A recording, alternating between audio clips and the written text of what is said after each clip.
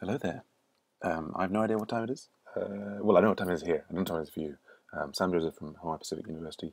Again, just going to walk you through my approach to the assignment for start building, which I think is where there's so much going on. I don't know. I don't know. Anyway, I'm just going to. I guess I'm going to click this box. On a code. It's my work. I think. I hope. So, an important notice at the beginning of the assignment here: interaction, not implementation. Don't get bogged down in the details. I guess that's what it's about, making necessarily absolutely a working site in the sense of that it stores things on the back end and it does the entire vision. It's about the interactive components, like being able to click the buttons and have things happen, move around at a site.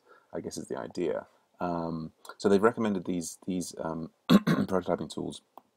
I've used the Just in Mind prototype, but that's quite nice. Not so sure about Axura. Um, it seems in principle one could just be using something like Google Sites or Weebly. Um, they've got so the website needs to have hyperlinks, example pages of what the full site would be look like. Don't need to write any database code. Search results page. It sort of says you're welcome to use PHP Python if you like, not required. So obviously if you use it, that's good. I actually am going to be using JavaScript. I think that makes a lot of sense for just getting things working on the client side. This is a great idea if you haven't seen it before. You can host your HTML pages in a public Dropbox folder. That's really, really handy. And then they mentioned Heroku, which has some free hosting services. That's also great. I mean, I use Heroku to host some Ruby on Rails websites. I think there's actually, though, there's an intermediate in between Dropbox and Heroku. Like Heroku is actually if you haven't used it before, and you're not particularly a programmer or systems, technical person, then that's kind of like like Everest and Dropbox. No, that's really quite straightforward. I think they've got the link to the where have they got that link going to? One of the things potentially confusing with Dropbox actually is that not everybody has a public folder. Um, they did used to always have public folders. They've now made it optional. But if you search for Dropbox public folder, you can get this was the public folder for, and then you get this note here. See, if you created your Dropbox account after October 4th, 2012, you're not going to have a public folder. So you need to, there we go. This is anywhere, and now you do select share link. Yeah, there are some alternatives. You can still go and make the Dropbox folder. I believe, yeah, you can create a public folder. There you go, and then it's got this thing here to click here to enable one for your account. So anyway, do if you are going to use Dropbox for boosting your site, shall we say, do carefully read all this stuff, because I've certainly had trouble, because for a long time with students I was saying, oh, just use a public folder. I haven't got a public folder. What are you talking about? There was lots of confusion there, but very, very handy. I mean, just in case you haven't seen it, I wonder if I've got. Hold on one moment. Yeah, if I just I try to create a new Finder window, you can install Dropbox locally. I've got Dropbox here, and then actually I have it so that all of the excuse me, like even the screenshots get dumped directly into the public folder on Dropbox. This is if I show you here, this is like dun, dun, dun, dun, dun, dun, dun, dun, dun, dun, dun. Oh, lots of screenshots. But anyway, well, why can't I? Oh, I guess I have to go here and then here and then okay, lots of crazy stuff. Yeah, but so I've got an HTML page in here somewhere that I can show you. Uh, oh, I should have. I've got this other approach that I'm going to show you. I guess I was just gonna. But the key thing is that you can put. Oh, here we go. This is a recent one. So you can put an HTML page in there, Dropbox, copy public link. You can do this all through the web interface as well. But having done so, you can then you get this kind of URL like this. Oh, I think that one's. Yes, this has got the cross side. There was me trying to use some JavaScript, and there was some cross-site scripting issues. You can see there's a bit of a website there. Anyway, the point is that you can then distribute this link to everybody, and it's, I don't know, maybe I haven't given such a good impression there. I use Dropbox all the time to share screenshots with people and share bits and pieces and host little sites. But I think what I particularly wanted to show, and this is, I would say, intermediate complexity between Dropbox and Heroku, is using GitHub. So you may or may not be familiar with GitHub allows you to to host code. And people sort of think about it. Oh yes, I'm going to host store my Ruby or Python or PHP or Java or whatever it happens to be on GitHub, and it's sort of a way of not really of running the code. It's a sort of a repository to put it and store it and keep different versions of it and keep it all sort of coordinated. But interestingly, you can also host out of there. It's usually run from the command line, can be a bit complex. They have now got these, I've got one running somewhere, here it is, yes, bring it over in. They have now got a sort of a management GUI desktop tool that allows you to create repositories and manage them and so on, and is, if you're feeling confident, that's something you could possibly take on. I mean, yeah, I mean, let me show you what I guess if we come back, let's look at the maybe the rest of the assignment, and I'll come back to what I'm doing specifically with GitHub to host my code. So anyway, step one: choose a prototype. If you make a decision about, so I had I've got them on my blog. I strongly recommend making a blog to everybody. I use Blogspot. I'm hearing good things about Weebly. These were my two prototypes. I had one that sort of these pair, for pair programming schedulers, people who want to get together and do programming together online. I had one which sort of start. It's really two different flows through perhaps the same thing. Well, my first one had just, okay, the start pages, you have to indicate when you're available to program, and then you can see who overlaps with you. The alternate approach was see everybody who's available, and also have functionality in order to get more detail on those individuals, and maybe contact them directly, and then I kind of, as an, you could get back to indicating your availability. So I'm sort of am I choosing one or two of these approaches? I'm conflicted about what's the best, I guess, entry point and how much detail to provide on all these different things.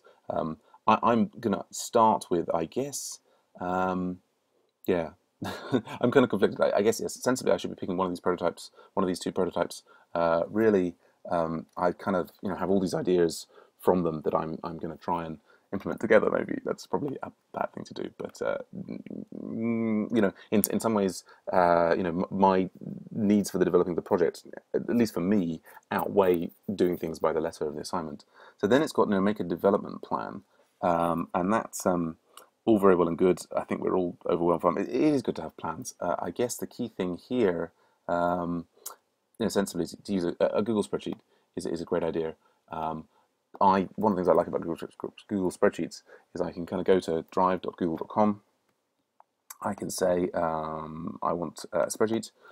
I can make that public if I want to. Can I? Yes, I can. This is going to be my, I don't know, PP scheduler plan, I guess. I'll just make it give it a name. Let's make it, I love these things being anyone with a link. And I guess, can I make anyone? I guess probably I don't want everyone to edit it just yet because I'll get confused. Well, actually it has versioning, so yeah, let's just do that. And so then I've got a link that I can share. So I'll take that and I'll stick that probably down here. Copy of the prototypes for an assignment. Right, so here this is, I want a PDF of the development or development plan in Google Spreadsheet, share to anyone with a link. Oh, right, okay. So I'm going to put that in there, just so I've got it in the right place. It says here, attach copy of prototypes. Maybe what I'll do there is I'll get that link. This is the link to my, where's it gone? Over here, yes, right. I'm going to put my link to my blog in there, and you could obviously directly put the things. If you chose to base your new prototype on Twitter, upload both. Okay, yes. Making prototype based on combination of both approaches. There we go. Right. So I think I fulfilled it. Clearly, I haven't actually put anything in my plan yet. I guess I'm a bit confused about. We've got sort of 2 or 3 weeks. I guess this week we're making the navigational skeleton. I'm not sure. I guess I'm going to put in like week 1, and then should I put that space like here week 2?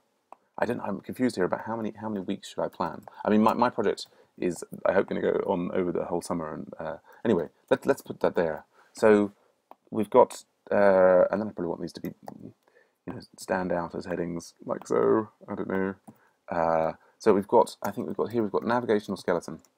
So the other things in my, I'll just put in here that I'm thinking connect to Google Calendar, and then I guess other things, I don't know, we've got polish layout, other things that I want to do. Week 3, show to people and get feedback, make further changes. I guess things are vague. I can, fill out more of these later. That gives me at least something. I can keep going. That's the nice thing about the spreadsheet here is I can keep coming back to it up until the deadline. And that's automatically saved for me. Yay, Google, thanks. So there we go. Google Spreadsheets. I've got my prototype thing there, and now the big thing here, which is right. We've got the URL for our prototype. Let's just go back to making the development plan. Right. So home screen and links to major screens. So select a prototyping tool, create a home screen, add links to major screens. Placeholders are fine. Fill it out later. This is a minimal, right? So we don't have to build the entire thing today, which is which is good because I'm totally out of time myself. But so what I have done, as I said, is I've kind of taken a middle path in between Dropbox hosting of HTML files or using something like Google Sites or Weebly to just sort of make a web page from be hosted for me. And Heroku, which I see as I'm doing that for other classes, programming classes, but that's kind of hardcore. As I say, sort of somewhat intermediate. I'm not necessarily advocating this for anyone else who's doing this assignment, but I'm using GitHub. I created a GitHub repository here, and I think the interesting thing about creating a GitHub repository is it will have your code hosted in it. So here it is. Here's GitHub. I've got this little pair programming scheduler repository that I've just created. It's free if they're public, and I believe very strongly in public sharing of these things. If I click on here on index, you can see it's got some HTML code that I've just thrown together.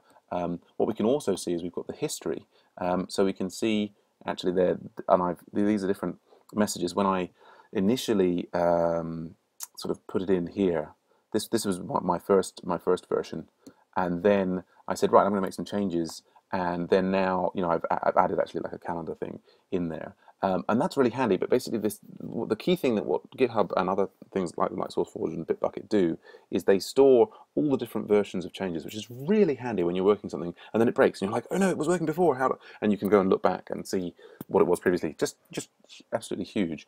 And what's fascinating actually, and I'll just show you is while this is intended really for sort of just saving your code and the different versions of it, you can actually, there's this very, very cool, if you go and you can get the raw HTML like that, and then if you pass it to this little thing called HTML preview, see here, look, I'm just passing that same URL to HTML preview, look, that's my site, look, there we go, oh, look, I've done my navigational skeleton, it's actually hosted on GitHub, and, so if you can make a GitHub repository using the little kind of GUI tool. I mean, I have a, where's it gone?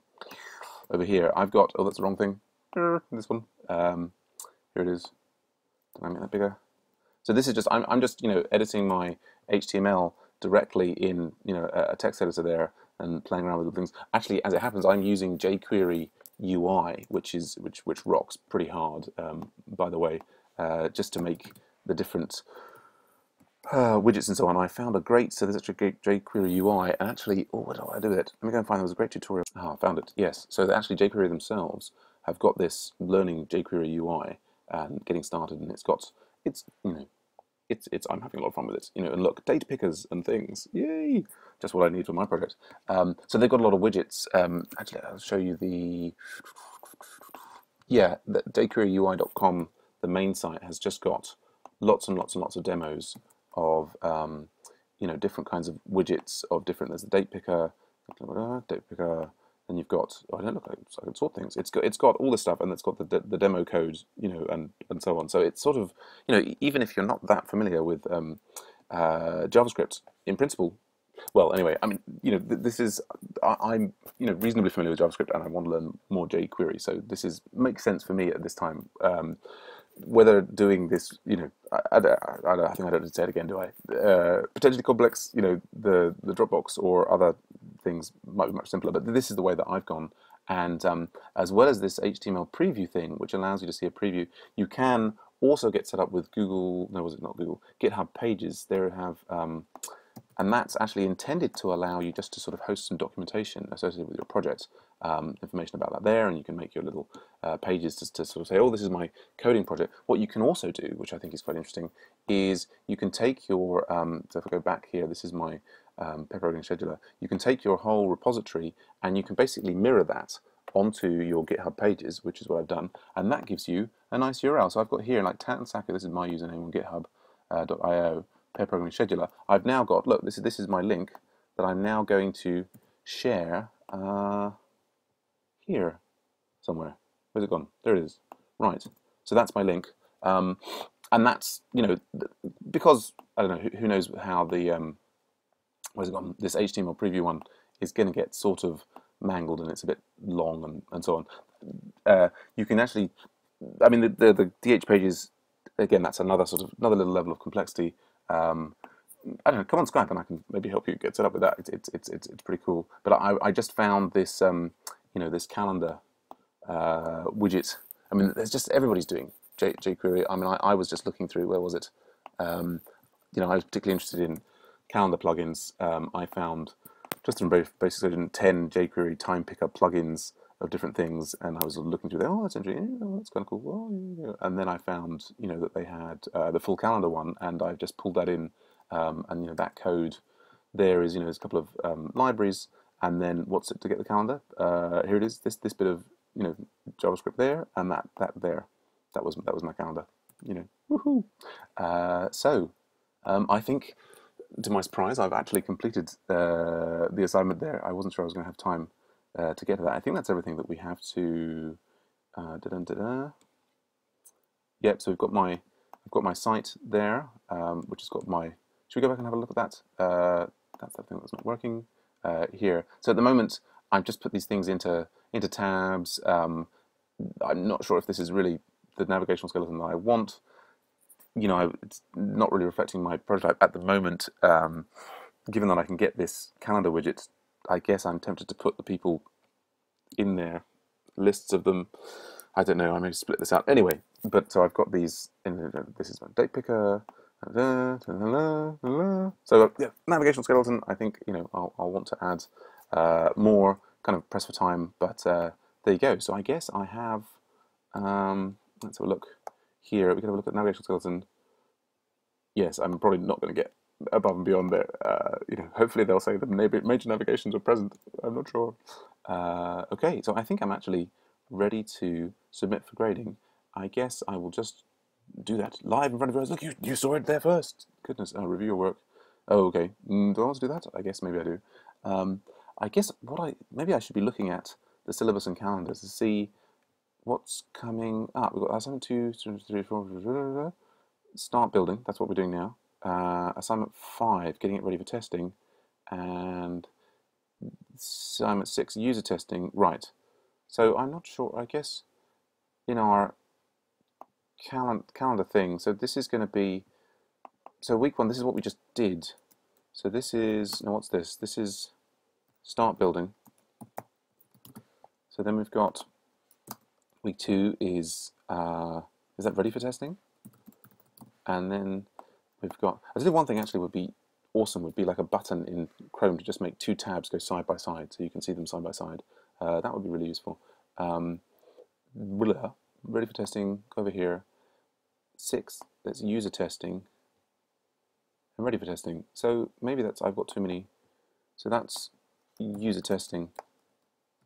Right. There we go. That sort of makes some sense. And then maybe that's after the course. This is like follow up or something. There we go.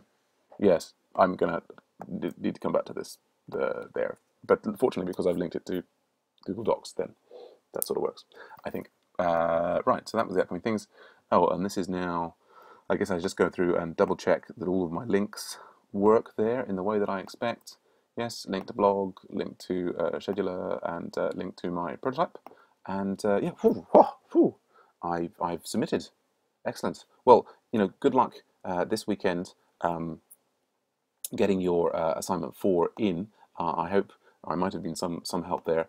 I will mention, we have a Skype chat room. That you can come and chat with me and others on the course. That's we have text chat going on. Do I have it right? I have Skype running because I don't want to interrupt the recording. But my username is Tansaku. What I want is suddenly. Yes, my username on Skype is Tansaku. So if you want to connect to me on Skype, I'll add you to the chat room. There is also we've got a great Google Plus community going. Lots of members, even more than the Skype Hangout. And in fact, we're starting to have events where we do Google Hangouts, and people can. We've got this event coming up. Again, I'm not sure necessarily I will make it, but there's others who are sort of meeting online and using Google Hangouts to chat and what's the word? Compare notes on the course and talk about each other's prototypes and this, that, and the other. So I very much if you like Skype, particularly if you like Skype chat, do connect to me on Skype, and I'll add you to the chat room there. Do definitely check out the Google Plus community. I think anyway. This is the link here. I'll put that. I'll try and put that in the YouTube comments, not comment section, the little description bit for you to get in there. And maybe I'll bump into you on one of these environments. Woo! Anyway, yes. So best of luck with your assignment this weekend, and see you next week. Bye for now.